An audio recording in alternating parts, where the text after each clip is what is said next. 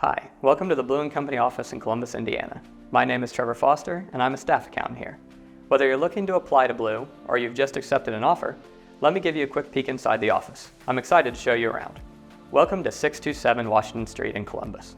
Columbus is an architectural hub, and our office is one of the city's historical buildings. You can see traces of its history through original tin ceilings, columns, and original details on the front of the building. Inside, we have 2 conference rooms and a training room. We can accommodate various size groups, including client meetings, employee trainings, and group work. Our front conference room has imagery of some of Columbus's notable historical buildings.